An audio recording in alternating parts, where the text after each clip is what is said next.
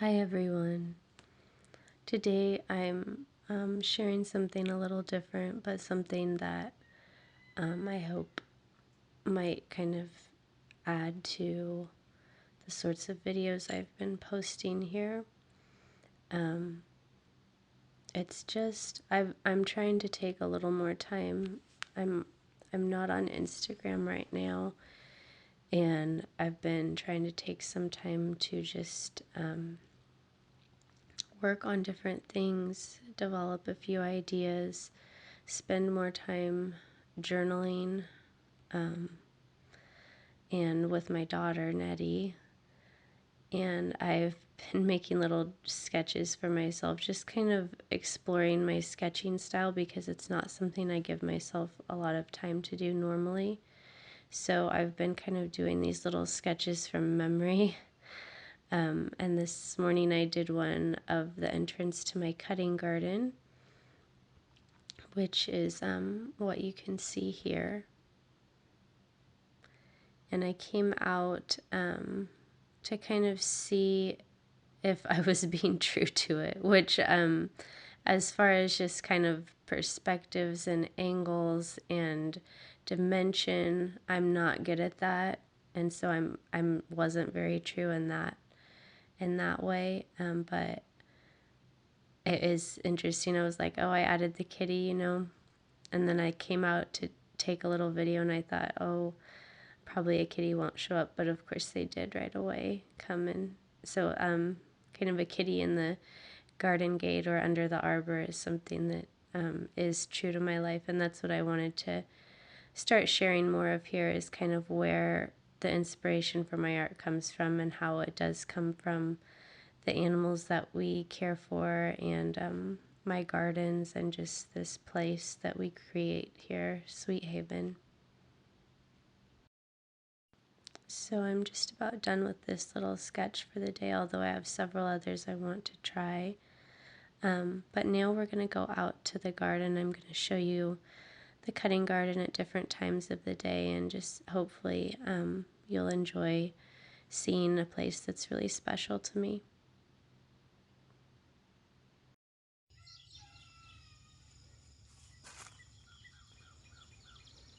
So welcome to my garden, to my cutting garden. This is an arbor that Dave built for me, my partner Dave, and the kitties love to climb it, and I'm working on getting a honeysuckle going up one side and a David Austin rose called the Generous Gardener up the other side, and they're doing all right. It's their second year. And we had this garden, this is the third summer, so it was built in the spring of 2020. It was built when Dave was home from teaching for a few months because of shutdown or lockdown or whatever you call it, but that's when this garden came into being. And it was a beautiful garden that year because I started all my plants indoors in March, and they were big and ready to go in May. This year, it's a mostly self-seeded garden, so it's not as tidy, and plants aren't quite all at the same stage, but it's still doing all right for being a garden that kind of did a lot of the work itself this year. I just didn't have quite as much time in the early spring to focus on that. And I also just wanted to see what things would do left to their own devices.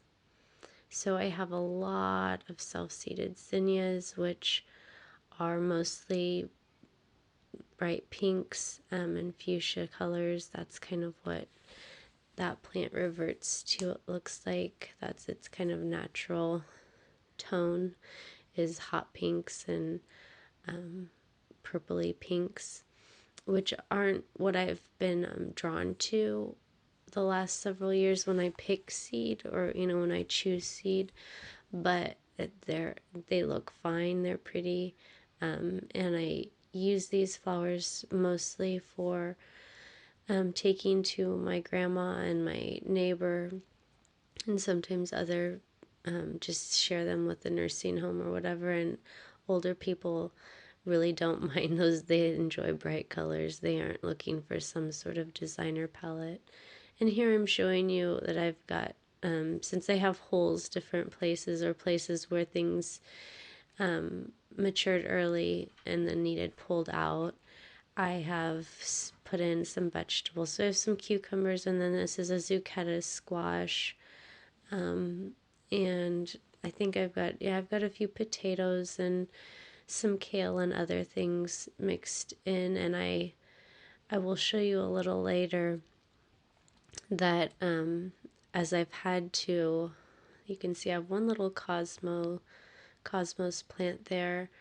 But I've discovered that the reason my cosmos keep dying off by August, and there's another cosmos next to it, is that I have bacterial wilt in my soil. And there's nothing that I can do now about that. It means that those plants just can't survive, and that I can no longer plant cosmos in any of those beds that are infected with that wilt. So you can see I have pulled out several, half a dozen I think from this garden, and maybe a dozen from another spot in another garden. And I'm going to see if these can live to flower and if they will show bad signs of wilt or not. And then next year I will just start in a brand new place with new soil and see if I can keep that free of wilt. And I'm just showing you some kale plants. That these are the only kale plants that the grasshoppers for some reason have not found. They've eaten the others down to just bare stalks. So don't tell them that I have 2 left. I don't know why they haven't found them, but I'm sure they will. And so I'm just showing you kind of how things really planted themselves, and I think that they did a pretty good job. I shouldn't complain too much about what nature did for me. So I like to look at things in different lights and just see how that changes them. And so for me, the cutting garden is never as magical looking in just full sun in the middle of the day. But magical things do happen in the middle of the day, which is that the butterflies and moths come and feed on all the flowers. And they don't come in the early morning, and the moths will be out more in the evening, but I mean, the butterflies are going to be doing their work during the day. And so even though the light is kind of harsh and stark, and everything is a little bit just harder, I would say, in the full light of day, these beautiful butterflies come and just float around and float above. And I sometimes watch them, kind of a pair of them, flying up over the tops of the trees and then coming back down onto the flowers. And it's really, Nettie and I will come out and watch butterflies, and then maybe go inside and try to draw or sketch what we've seen. So there's always kind of beautiful things happening in the garden, and food for art and imagination and stories. I was trying to capture this monarch. I have not seen very many this year. I have quite a few swallowtails, and have only seen a handful of monarchs. But you can see she's getting a nice sip of nectar. You can see she's going all around the side, or the center of that zinnia, and getting a nice meal. Let me just show you the garden this morning.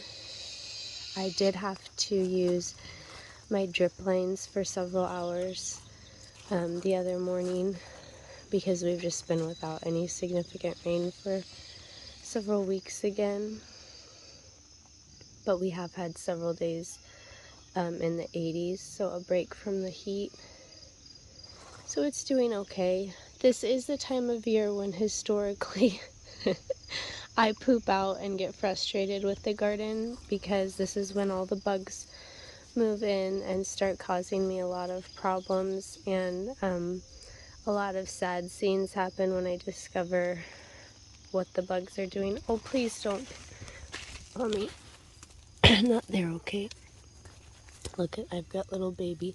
So what I was gonna say is, sorry about my finger and my voice. I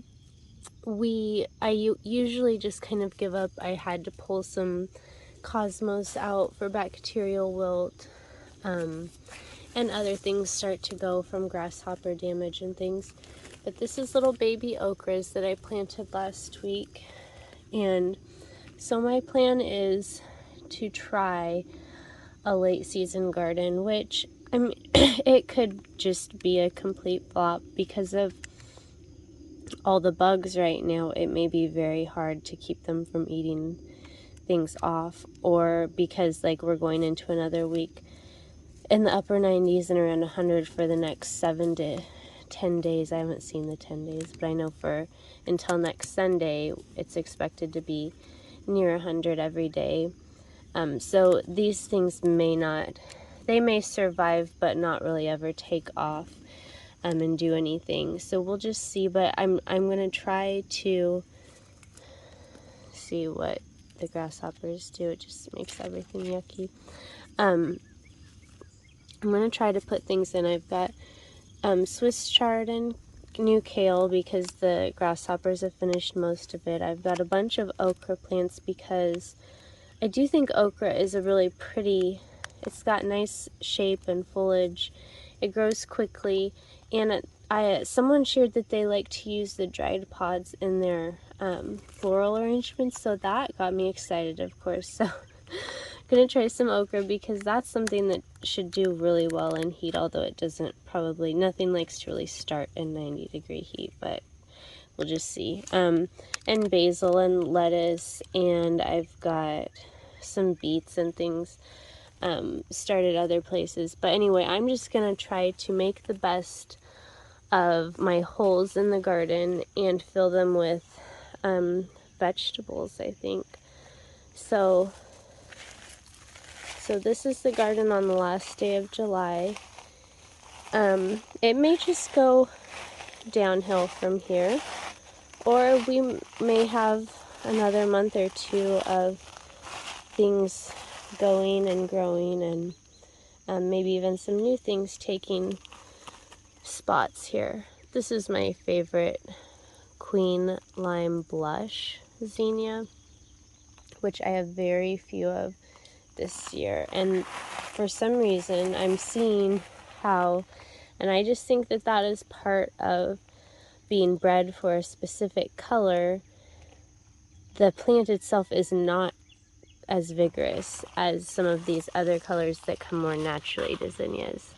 So look at the difference in the plant size and vigor. There's just not very many leaves on it, and I keep pinching it back and taking off the blooms to encourage I should do this with scissors, to encourage the plant to go, but it's just not as strong as some of the others.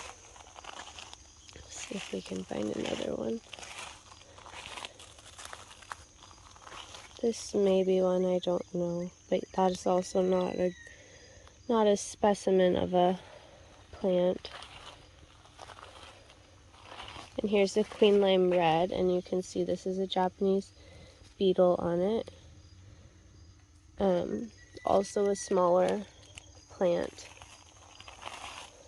And then this one over here, I couldn't tell you. This might actually be a new variety that I tried this year, or it could be a Queen Lime Blush variant. That plant looks a little better. I don't know if it's because it's in its own space and I put a lot of compost on it. But anyway, we don't need to go into that stuff. I just wanted to come out and tell you my plan and show you how things were looking on this last day of July in the cutting garden. And there's Miss Leonard.